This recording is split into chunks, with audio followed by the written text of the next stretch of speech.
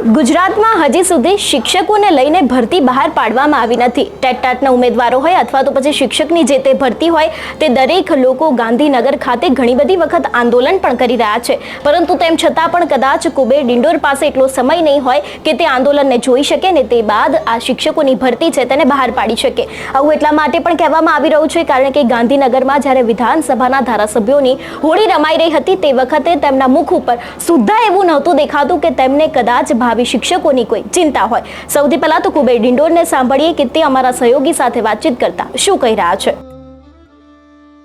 નમસ્કાર, આપ જોઈ રહ્યા છો નિર્ભય ન્યૂઝ અને હું છું આપની સાથે રીતિ। અત્યારે લગભગ તમામ ધારાસભ્યો છે હોળીના રંગે રંગાયેલા છે। મારી સાથે અત્યારે કુબેરભાઈ ડિંડોર જોડાયેલા છે। કુબેરભાઈ, નિર્ભય ન્યૂઝમાં આપનું સ્વાગત છે।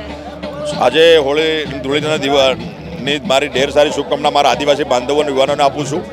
તમામને શુભેચ્છા પાઠવું છું અને આ વિકાસની હોળી છે અને વિકાસની હોળીમાં બધાએ જોડાવવું જોઈએ અને સાથે સાથે આપણે જે હોલિકા દહન થાય છે એમાં આપણામાં અંદર પડેલી જે કુટેવો છે, આસુરી જે વૃત્તિઓ હોય તમામની એ હોલિકા દહનમાં એનું હુતાશની થાય। નવા સંકલ્પો સાથે, નવા આઈડિયા સાથે, નવા વિચારો સાથે બધા આગળ વધવું જોઈએ અને તમામને મારી શુભકામનાઓ છે। આ વિકાસોત્સવ જે પ્રદેશ અને દેશની સરકારનો આજે વિકાસનો ઉત્સવ છે, હોલીનો ઉત્સવ તો છે જ પણ સાથે વિકાસનો ઉત્સવ છે, રંગોત્સવ છે, એમાં બધા રંગાય, વિકાસના રંગમાં બધા રંગાય એવી મારી શુભકામનાઓ। લોકોને શું કહેવા માંગો છો? લોકોને મારી એટલી જ વાત કે આપણે હોળી પ્રેમ ભાવથી ખોલીએ, પર્યાવરણને જાળવણી કરીએ, આપણા જે કેસુડાના રંગથી બધા રંગાઈએ, કેમિકલ યુક્ત રંગો ના લાવીએ, કોઈને શરીરનું નુકસાન થાય, કોઈને યુવાનનું નુકસાન થાય, પર્યાવરણ નુકસાન થાય એવા રંગોનો ઉપયોગ ના કરીએ અને તમામ આપણા પ્રકૃતિની ગોદમાં જે છે, પ્રકૃતિના જે રંગો છે અમારા કેસુડાના અને બાકી બધા એના રંગમાં બધા રંગાઈએ। આપણી આ ધરતી માતાની માટી છે એમાં અમે ભૂતકાળમાં અમે માટીથી અમે હોળી રમતા હતા, માટીથી અમે ધૂળેટી કરતા હતા, એ અમારી પરંપરા છે અને બધા જાળવે એવી શુભેચ્છા। રાજકીય રંગ આવનારા સમયમાં કેવો રહેવાનો છે? રાજકીય રંગ તો કેસરીઓ આખા દેશમાં લહેરાજો, નગરપાલિકામાં પણ રાજકીય કેસરીઓ રંગ લહેરાજો, એમ તમામ જગ્યાએ કેસરીઓ લહેરાવાનો છે। બિલકુલ, આપ અમારી સાથે જોડાયા, આપનો ખૂબ ખૂબ આભાર।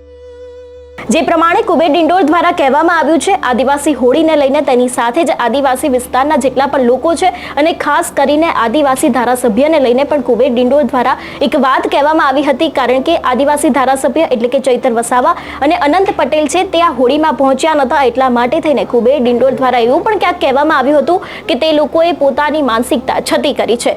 હવે તેમને સાંભળીએ કે તે આદિવાસી ધારાસભ્યોને લઈને શું કહી રહ્યા છે।